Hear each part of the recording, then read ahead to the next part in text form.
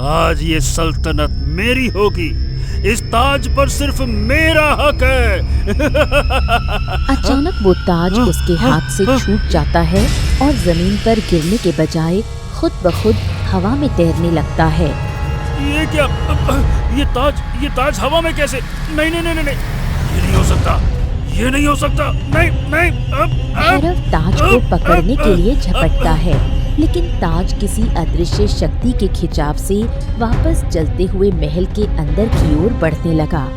नहीं नहीं नहीं नहीं नहीं, वापस आओ, वापस आओ। ये मेरा है, ये मेरा है, ये मेरा है। ताज आग की लपटों को चीरते हुए महल के सबसे गहरे गलियारे में गायब हो गया। वो अभी जिंदा है, बारिश जिंदा है, रूहों का पहरा अब भी उस सिंहासन पर है। महल की दीवारें गिरने लगी और ऐसे ही 18 साल बीत गए। वहीं दूसरी तरफ एक लकड़हारा वीर रहता था।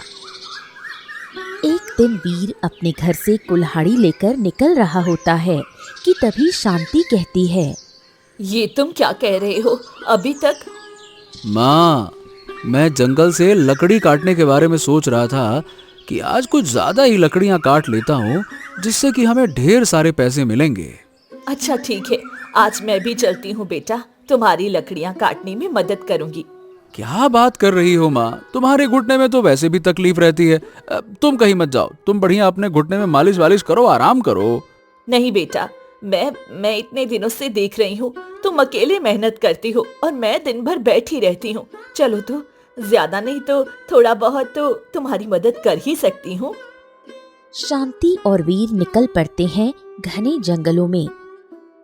दोनों बैठकर लकड़ियां काटने लगते हैं कि तभी वहां से एक लड़की नैरा भागते हुए आती है और वीर के सामने खड़ी हो जाती है। मेरी मदद करो, मेरी जान खतरे में है, मुझे बचा लो। अरे अरे अरे अरे, कौन हो तुम और इस तरह से भाग क्यों रही हो? क्या हो गया? कौन है जो तुम्हें मारना चाहता है? बताओ कौन है, क्या हो गया बताओ। नैरा बिना कुछ कहे सामने की दिशा की ओर भाग जाती है।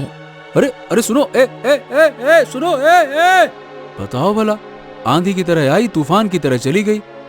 पता नहीं कौन लड़की थी, क्यों इस तरह से भाग रही थी? देखा माँ, समझ नहीं आता आखिरकार इसको हो क्या गया। माँ, मुझे लगता है कि मुझे इसकी मदद करनी चाहिए, क्या कहती हो? तू कैसी बातें कर रहा है बेटा? मत जा, ऐसी लड़कियों पर भरोसा करना नहीं चाहिए, ये तुम्हारी जान मुसीबत में डाल सकती है। देखो माँ, ना ही वो मेरी कोई प्रेमिका है और ना ही हमारी कोई रिश्तेदार है, लेकिन इंसानियत के नाते हमारा फर्ज क्या बनता है बताओ भला। वीर नैरा के पीछे भागता है और एक खंडहर में पहुंच जाता है, जहां नैरा उसे बांध देती है। तुम समझते हो कि तुम इतनी आसानी से सब कुछ हासिल कर सकते हो? छोड़ो मुझे, छोड़ो। आखिरकार तुम हो कौन और किस बारे में बात कर रही हो? मुझे कुछ नहीं पता। मुझे कहता हूँ छोड़ो मुझे, छोड़ो। मेरी माँ बहुत परेशान हो रही होगी, मैं यहाँ तुम्हारी मदद करने आया था, उल्टा तुम मुझे परेशान कर रही हो। छोड़ो मुझे। अब तुम नहीं जा सकते और जो मैंने अब सोचा है वह मैं पूरा करके ही रहूंगी। तुम्हें मुझसे अब कोई नहीं बचा सकता। नैरा हंसते हुए वहां से चली जाती है और वीर अकेला रह जाता है। क्या करूं मैं अब? मैं यहाँ से बाहर कैसे निकलूं? मैं तो उस लड़की को बचाने आया था, लेकिन उल्टा मुझे उसने ही खंडहर में बंद कर दिया। किसी भी तरह से मुझे यहाँ से बाहर निकलना ही होगा। कोशिश करता हूँ खोलने की। वीर जैसे तैसे करके अपने हाथों की रस्सियां खोल देता है और उस घर से बाहर निकल जाता है। हाँ, आखिर वो लड़की थी कौन और ये मुझे इस तरह से बांध कर क्यों गई? आखिर उसका मकसद क्या था? खैर छोड़ो, मुझे अभी घर जाना चाहिए, माँ मेरा इंतजार कर रही होगी।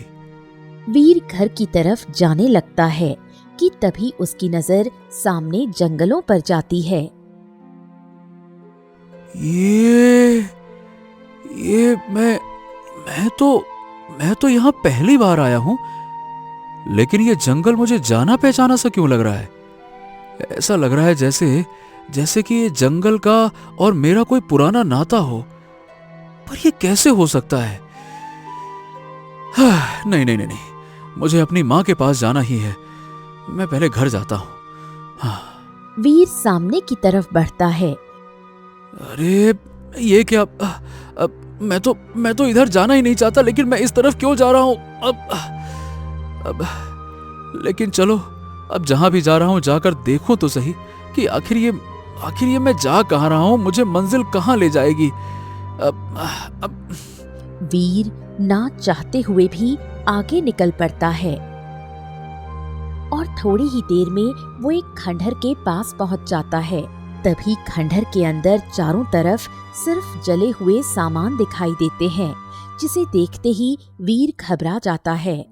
अरे ये खंडहर के अंदर तो कुछ भी नहीं है, लेकिन मैं यहाँ क्यों आया हूँ? ये महल मुझे देखकर ऐसा क्यों लग रहा है जैसे मैं इस महल का हिस्सा हूँ। मुझे क्या हो रहा है समझ नहीं आ रहा है। मुझे इस महल का अब क्या रहा है समझ ही नहीं आ रहा मुझे। कि तभी अचानक एक तेज रोशनी के साथ सामने एक ताज प्रकट हो जाता है।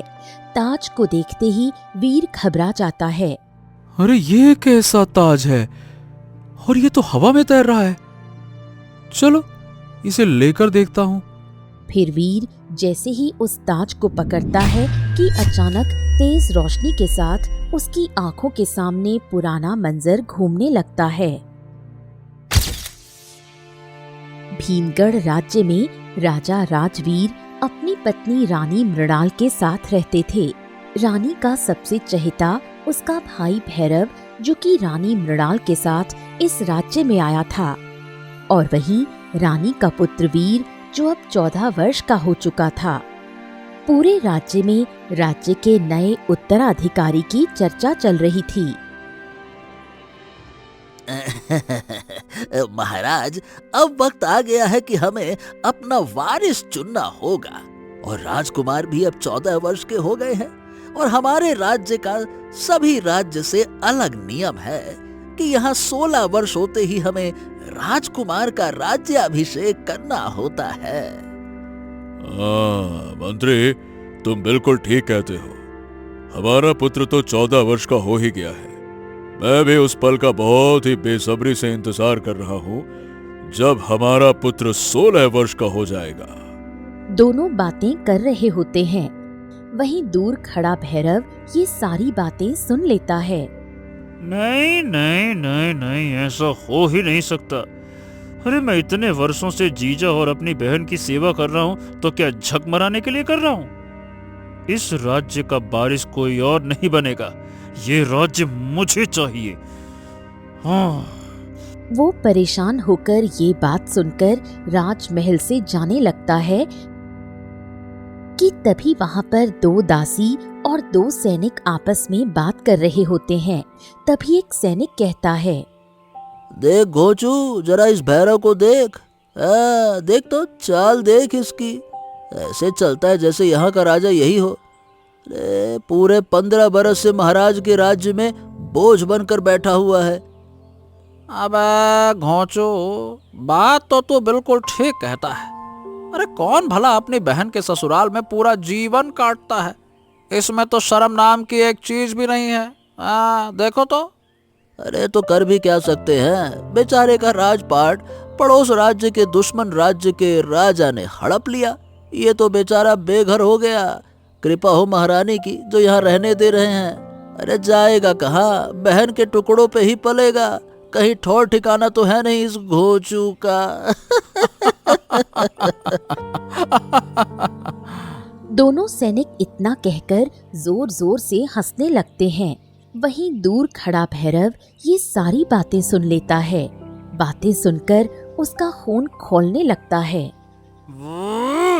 मैं थक गया हूँ ये ताने सुनते सुनते सुनते सुनते। ये महल के सभी सैनिक दासी मेरी कोई इज्जत ही नहीं करते। किसी की नजरों में मेरी कोई एक रत्ती की इज्जत नहीं है। मुझे बोझ समझते हैं। अबे सालों, तुम मुझे बोझ समझते हो ना, लेकिन मैं तुम सबको सबक सिखाऊंगा। बस एक बार यहाँ का राजा बन गया ना, उसके बाद मैं तुम सबसे चुन चुन के बदला लूंगा। ऐसा घोंचू बनाऊंगा तुम सबको ना। मुझे घोंचू कहते हो, अपने होने वाले राजा को घोंचू कहते हो ना। देखना, तुम्हें समझ में आएगा कि मैं क्या कर सकता हूं। भैरव गुस्से से आग बबूला होकर महल से निकल पड़ता है कि तभी पीछे से दासी कालिका भी भैरव के पीछे दौड़ती है और भैरव एक पेड़ के नीचे बैठकर पत्थर उठाकर तालाब में फेंकने लगता है कि तभी कालिका उसके सामने बैठ जाती है। भैरव, जब तुम उदास होते हो तो तुम इसी तालाब के किनारे आकर बैठते हो। मुझे तुम्हारी ये हालत अब और देखी नहीं जा रही है।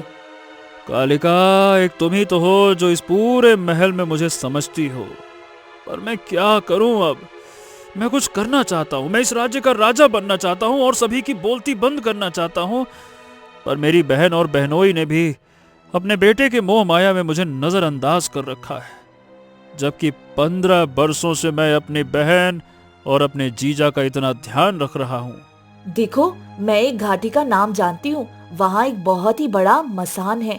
उस मसान में बैठकर अगर तुम काल देव का 2 वर्षों तक तप करो, उसके बाद तुम्हें ऐसी असीम शक्तियाँ मिल जाएंगी कि तुम इस राज्य के राजा बन सकते हो और जिन जिन ने तुम्हारे साथ गद्दारी की है, तुम उन सब से बदला ले सकते हो और अपने इस राज्य का स्वामी बनकर जी सकते हो। क्या सच में? हाँ, अभी 2 वर्ष राजकुमार के होने में वक्त है और इस 2 वर्ष में तुम असीम शक्तियाँ हासिल कर सकते हो। तुम्हें अभी और इसी वक्त उस मसान की तरफ निकल जाना चाहिए। ठीक है, तो इन 2 वर्षों में अगर कोई पूछेगा तो तुम क्या कहोगी? चिंता मत करो, मैं सबको संभाल लूंगी। बस तुम चले जाओ अभी इसी वक्त। भैरव वहाँ से उतरता है और घने जंगलों की तरफ चला जाता है। तभी कालिका कहती है, मुझे अब जाकर किसी भी तरह महाराज और महारानी को यकीन दिलाना होगा कि भैरव पड़ोसी राज्य संधि के लिए गया है। फिर कालिका मुस्कुराते हुए राजमहल आ जाती है और तभी राजा राजवीर कहता है, अरे कालिका, तुम यहाँ हो तो भैरव कहाँ है? वो कहीं दिखाई नहीं दे रहा, कहाँ गया? महाराज, वह पड़ोसी राज्य जो हम पर आक्रमण बार बार कर रहा था, भैरव वही राज्य के काम की वजह से उस राज्य में गए हैं और उन्होंने हमसे कहा था कि हम आपको और महारानी को बता दें। अच्छा, चलो ठीक है। जब से मेरा भाई इस राज्य में रहा है, कभी हमें कोई चीज की तकलीफ नहीं हुई। आज वे गया है जी। हाँ रानी मृणाल, तुम ये भी ठीक कहती हो। चलो, वो अगर गया है तो वो जरूर हमारे बारे में कुछ भला सोच कर ही गया होगा। फिर दोनों मुस्कुराते हुए वहाँ से चले जाते हैं।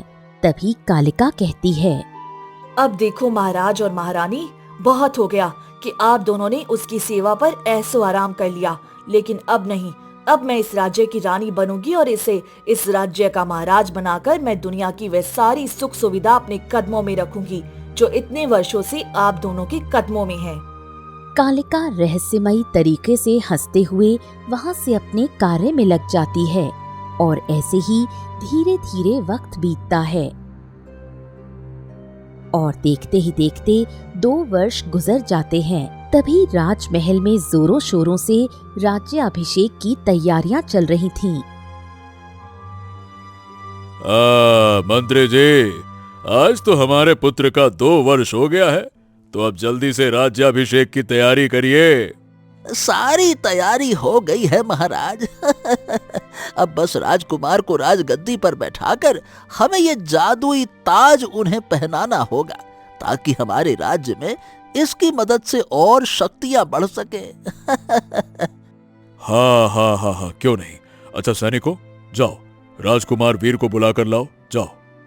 सैनिक वहाँ से निकल पड़ता है। तभी थोड़ी ही देर में वहाँ पर भैरव आ जाता है और भैरव एक अघोरी के वेश में आता है, जिसे देखते ही राजा राजवीर कहता है, भैरव, ये तुम्हें क्या हो गया है? नहीं महाराज, अब इस राज्य का महाराज मैं बनूंगा। ये जो तख्त और ताज है ना, ये सब अब मेरा होगा। भैरव, क्या तुम पागल वागल हो गए हो क्या? और ये क्या हालत बना रखी है अपनी? और ये बताओ, 2 वर्षों से तुम थे कहाँ? खैर छोड़ो, अब ये सारी बचकारी हरकतें छोड़ो आज वीर का राज्याभिषेक है। जाओ, अच्छे से राजसी कपड़े पहन के आओ। जाओ। ऐसा कुछ नहीं होने वाला। अब देखिए महाराज, मैं क्या करने वाला हूँ। ओम ह्रीं इतने क्लीं में ही ह्रीं क्लीं। भैरव मंत्र पढ़ने लगता है, जिससे कि राजा राजवीर वहीं अपनी आखिरी सांसें गिन देता है। हाँ? अरे तुम्हारी इतनी हिम्मत, तुमने महाराज को जान से मार दिया। मैं तुम्हें जिंदा नहीं छोड़ूंगा। अरे तुम मुझे क्या मारोगे मंत्री, पहले अपने आप को तो बचाओ, इस राज्य को बचाओ, क्योंकि अब मैं पूरे राज्य को ही जला दूंगा। सब मर जाओगे और फिर उस तख्त को बचाकर मैं अपना एक नया साम्राज्य बसा लूंगा, जहां सब कुछ मेरे इशारों पर चलेगा। ओम ह्रीं क्लीं ह्रीं इतना क्लीं। कहते ही भैरव एक ज्वाला मंत्र पढ़ने प्रकट लगा, हो। जिससे कि पूरी हवेली में आग लग जाती है और धू-धू कर हवेली जलने लगती है। वहीं रानी वीर को तैयार कर रही होती है कि तभी सैनिक भागते हुए आता है। हाँ, महारानी महारानी, जल्दी से आप राजकुमार वीर को लेकर महल के पीछे वाले दरवाजे से निकलिए। जल्दी चलिए। क्या हो गया? तुम इतनी घबरा क्यों रहे हो? पूरे राज दरबार में आग लग चुकी है और आपका भाई भैरव एक अघोर विद्या करके बहुत सारी काली शक्तियां सीख कर आया है। वो इस राज्य का राजा बनना चाहता है महारानी, और अगर इस समय राजकुमार वीर उसके सामने आ गए ना, तो वो इसी वक्त उन्हें जान से मार देगा। मैं कहता हूँ आप जाइए, मैंने रास्ता आपके लिए पूरी तरह से सुरक्षित कर दिया। आप जाइए, जल्दी जाइए। तभी रानी मृणाल बिना कुछ कहे वीर को लेकर वहां से जाने लगती हैं। माँ, ये मामा हमारे साथ आखिर ऐसा क्यों कर रहे हैं? बेटा, अभी ये सब सवाल मत पूछो, बस हमें राजमहल से निकलना है। चलो यहाँ से चलती हैं। फिर रानी मृणाल जल्दी से वीर को लेकर राजमहल के पीछे वाले दरवाजे से निकल पड़ती हैं और घने जंगलों में जाते हुए एक साधु महाराज की कुटिया में पहुंच जाती हैं। रानी मृणाल, तुम इस हालत में? क्या हो गया? मेरे भाई ने मेरे राज्य पर आक्रमण कर दिया है और पता नहीं महाराज अब किस हालत में होंगे। पूरे राजमहल में आग लगा दी गई है। तभी साधु महाराज अपनी ज्ञान दृष्टि से देखते हैं और कहते हैं, ये क्या? तुम्हारे भाई ने तो पूरे महल में आग लगा दी है। महाराज और मंत्री सभी को जान से मार दिया है, और वो जो तख्त है, वो तख्त को वो हासिल करने की कोशिश कर रहा है। ये मेरा बेटा है, आप इसकी याददाश्त मिटा दो और इसे एक साधारण जीवन जीने के लिए कह दो महाराज, क्योंकि इस वक्त वह तख्त हासिल तो कर लेगा, लेकिन ये इसकी हिफाजत नहीं कर पाएगा और मेरी भाई की शक्तियों के सामने ये नहीं टिक पाएगा। और मैं नहीं चाहती कि ये मर जाए, क्योंकि ये एक नेक रूह की पहचान है और हमारे राज्य की नेक आत्मा मर जाएगी और मैं जानती हूँ कि मैं नहीं बच पाऊंगी। जैसी तुम्हारी मर्जी। नहीं नहीं नहीं नहीं माँ, मुझे छोड़कर मत जाओ, मुझे छोड़कर मत जाओ माँ, माँ माँ माँ। ओम। तभी साधु मंत्र पढ़ने लगता है और वीर पूरी तरह से बेहोश होकर वहीं पर गिर पड़ता है। वीर, तुम्हारे लिए यही भला होगा कि तुम आज से 18 वर्षों तक एक साधारण जीवन जियो। फिर उसके बाद तुम्हारे अंदर एक ऐसी शक्ति जागेगी जिससे तुम सर्वशक्तिशाली हो जाओगे। आज से तुम एक लकड़हारे का जीवन जियोगे। वहीं दूसरी तरफ रानी मृणाल भागकर राजमहल जाती है, जहां भैरव उस तख्त को हासिल कर लेता है और कहता है,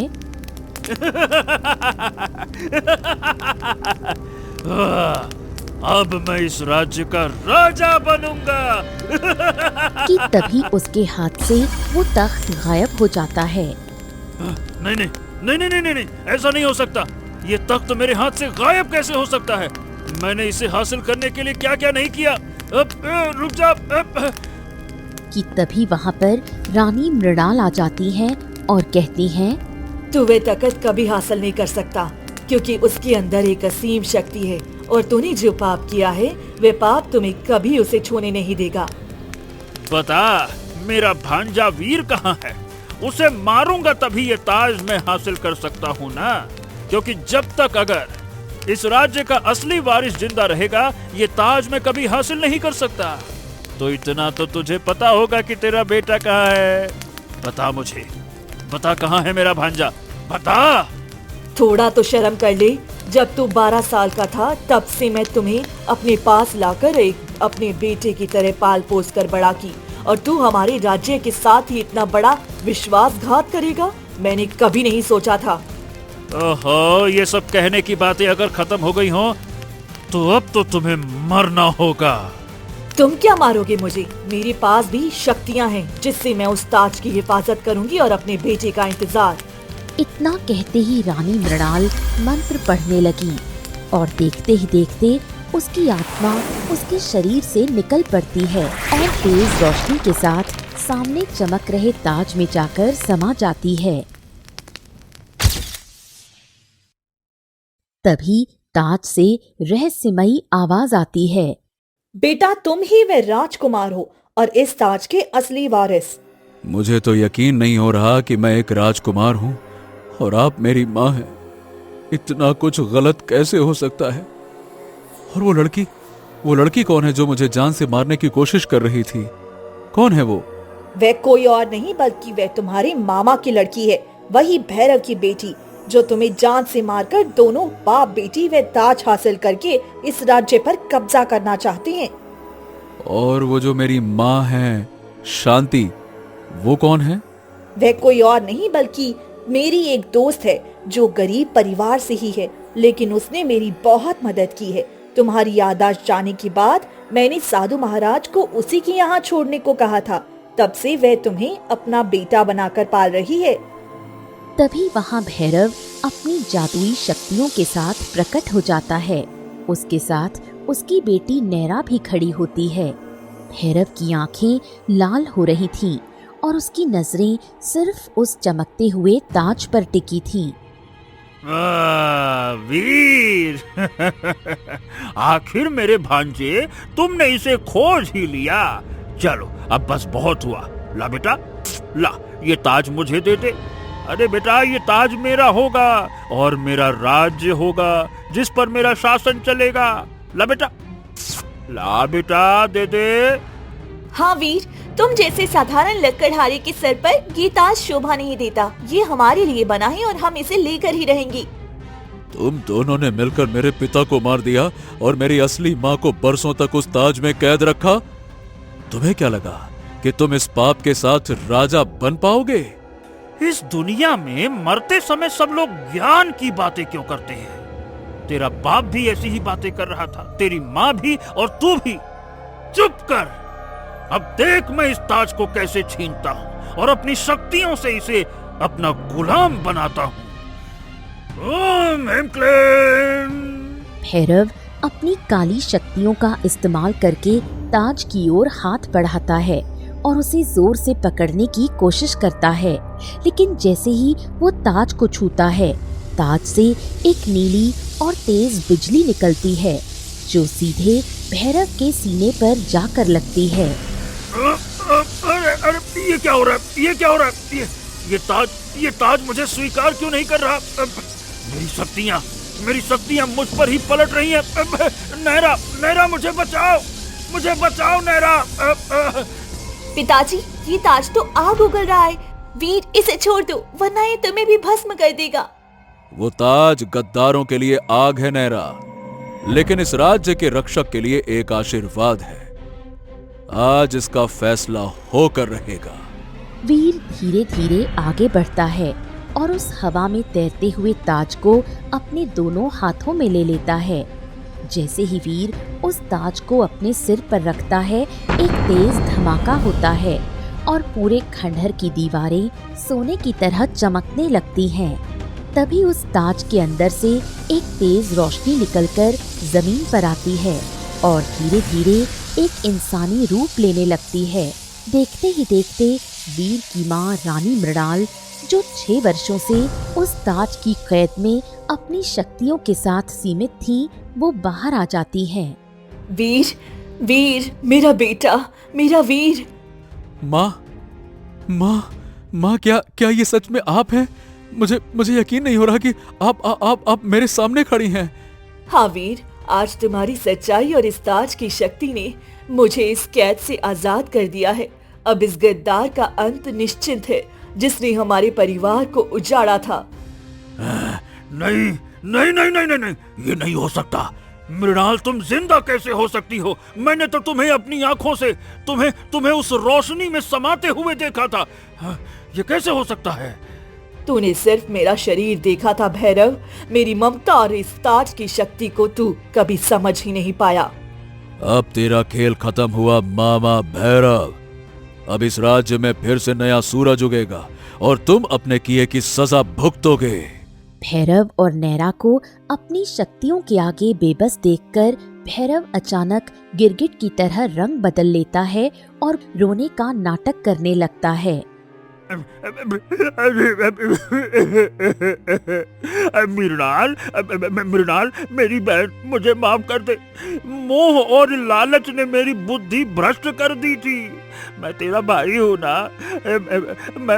मैं भूल गया था कि तूने मुझे बेटे की तरह पाला। ए वीर बेटा, मेरे भांजे, क्षमा नहीं करेगा अपने मामा को? ए बेटा। हाँ बुआ, पिताजी बहक गई थी और मैं भी उनके पीछे अंधी हो गई थी। हम एक मौका और दे दीजिए, हम सुधरना चाहते हैं। भैरव, तू मेरा भाई है। मेरी ममता आज भी तुझे तड़पता हुआ नहीं देख सकती। वीर, इन्हें माफ कर दो बेटा, खून का रिश्ता है हमारा। ये क्या कह रही हैं आप माँ? इसने मेरे पिता को मारा, पूरे साम्राज्य को जला दिया, और आप कह रहे हैं कि मैं इन्हें माफ कर दूं? मैं ये कभी नहीं होने दूंगा मामा। वीर, बड़ों से ऐसे बात नहीं करती। मैं इस राज्य की रानी हूँ और ये मेरा फैसला है। भैरव और नैरा हमारे साथ महल चलेंगे। ठीक है माँ, अगर आपको इन गद्दारों पर ही भरोसा है तो आप इनके साथ जाइए। मैं ऐसे महल में कदम भी नहीं रखूंगा जहां हत्यारे साथ रहते हों। वीर गुस्से में पैर पटकते हुए वहां से दूर चला जाता है। रानी मृणाल उसे रोकने की कोशिश नहीं करती। ये देख भैरव और नैरा एक दूसरे की तरफ देखकर मन ही मन मुस्कुराते हैं। देखा नैरा, ममता की बेड़ियां आज भी इसकी कमजोरी है। एक बार महल पहुंच जाए, फिर इस ताज को कैसे हथियाना है और इन माँ बेटों को कैसे ठिकाने लगाना है, ये सब मैं जानता हूँ। बस एक बार महल। पिताजी, राजकुमार तो अब हमसे नफरत करता है। वे हमारे रास्ते में नहीं आएगा। बुआ को अपनी बातों में फंसाना और भी आसान है। कुछ दूर जाकर वीर एक पेड़ के पीछे खड़ा हो जाता है और उसके चेहरे का गुस्सा अचानक गायब हो जाता है। वो मंद मंद मुस्कुराने लगता है। माँ ने भी क्या मस्त खूब अभिनय किया है। अब ये दोनों गद्दार खुद चलकर हमारे जाल में फंस जाएंगे। उन्हें लगेगा कि माँ उन पर भरोसा कर रही है और मैं माँ से नाराज हूँ, पर इन्हें क्या पता कि ये सब इनकी असलियत सामने लाने का एक खेल है, हमारा जाल है। तभी रानी मृणाल भी वहां पहुंचती है, लेकिन वो भैरव की नजरों से छिपी हुई थी। वो दूर से वीर को इशारा करती हैं। भैरव, तूने गिरगिट की तरह रंग बदला है। तू अब शिकार भी तू ही होगा। तुझे क्या लगा कि 18 साल के वनवास ने मुझे कमजोर कर दिया? अब तू खुद अपनी मौत के फरमान पर दस्तखत करेगा। फिर महल के गुप्त कक्ष में भैरव और नैरा एक साथ खड़े होकर अपनी जीत का जश्न मना रहे थे। देखा नैरा, मेरी बहन मृणाल आज भी उसी ममता के जाल में फंसी है। उसे लगा कि मैंने सच में माफी मांग ली है। आज रात जैसे ही वो सोएगी, मैं उसकी कहानी खत्म कर दूंगा और ये ताज हमेशा के लिए मेरा हो जाएगा। और फिर राजकुमार वीर, फिर तो अपनी माँ से नाराज होकर महल के दूसरे कोने में मुंह फुलाए बैठा है। उसे तो खबर भी नहीं होगी कि उसकी माँ की आखिरी रात है। यही तो मजा है। कल सुबह जब सूरज उगेगा तो इस राज्य का नया राजा मैं बनूंगा। चलो, अब वक्त आ गया है, आराम से दबे पाओ। भैरव दबे पांव रानी मृणाल के कक्ष की ओर बढ़ता है। वो जैसे ही खंजर उठाकर वार करने वाला होता है, तभी पीछे से वीर की आवाज गूंजती है और कमरे की सारी मशालें एक साथ जल उठती हैं। खंजर नीचे रख दो मामा श्री। गिरगिट कितनी भी तेजी से रंग बदले, शिकारी की नजर से नहीं बच सकता। वीर वीर बेटा बेटा तुम यहाँ, तुम्हें यहाँ नहीं होना चाहिए था। तुम तो अपनी माँ से नफरत करते थे ना बेटा। तभी रानी मृणाल बिस्तर से उठकर खड़ी हो जाती है। उनके चेहरे पर कोई डर नहीं था, बल्कि एक गहरी चमक थी। भैरव, तुझे क्या लगा कि जो माँ अपने बेटे को 18 साल तक मौत के मुंह से बचाकर ला सकती है, वह तेरे इस घटिया नाटक को नहीं समझ पाएगी? वीर की नाराजगी और मेरी ममता दोनों सिर्फ एक जाल थे, और तुझे और तेरी बेटी को रंगे हाथों पकड़ने के लिए। बुआ, ये आप क्या कह रही हैं? हम तो बस बहुत हुआ नैरा। तुमने और तुम्हारे पिता ने इस साम्राज्य को जो जख्म दिए हैं ना, उसकी सजा अब तुम्हें मिलेगी। माँ ने तुम्हें एक मौका दिया था, लेकिन तुमने गद्दारी को ही अपना धर्म चुन लिया। अरे तो क्या हो गया, क्या हो गया है? क्या हो गया? मेरे पास अभी भी काली शक्तियां हैं। मैं तुम दोनों को अभी जलाकर खत्म कर दूंगा। ओम ह्रीं क्लीं ह्रीं क्लीं ह्रीं क्लीं। भैरव मंत्र पढ़ने की कोशिश करता है, लेकिन वीर अपने सिर पर रखे ताज को छूता है और एक दिव्य रोशनी पूरे कमरे में फैल जाती है। भैरव की सारी शक्तियाँ उसी पल खत्म हो जाती हैं और वो बेबस होकर जमीन पर गिर पड़ता है। भैरव, तूने भाई बहन के पवित्र रिश्ते को कलंकित किया है। आज से तुझे और नैरा को इस राज्य की काल कोठरी में ताउम्र कैद किया जाता है। यही तुम्हारी गद्दारी का अंजाम है। सैनिकों, इन्हें ले जाओ यहाँ से। इनका चेहरा अब दोबारा इस महल की रोशनी में दिखाई नहीं देना चाहिए। ले जाओ इन्हें। सैनिक भैरव और नैरा को घसीटते हुए ले जाते हैं। महल के बाहर प्रजा राजकुमार वीर की जय के नारे लगाने लगी। रानी मृणाल वीर के सिर पर हाथ रखती है और वीर अपनी माँ के चरणों में झुक जाता है। हाँ, आशीर्वाद दे माँ। अब इस राज्य में सिर्फ न्याय और शांति होगी। आपके आशीर्वाद से ये ताज अब हमेशा गरीबों और बेसहारा लोगों की ढाल बनेगा। मुझे गर्व है तुम पर बेटा। आज भीमगढ़ को अपना असली वारिस मिल गया। फिर उस दिन के बाद वीर उस राज्य का राजा बनकर खुशी पूर्वक रहने लगता है। तो दोस्तों, ऐसी ही अनोखी और रसभरी कहानियाँ देखने के लिए हमारे चैनल को सब्सक्राइब करें।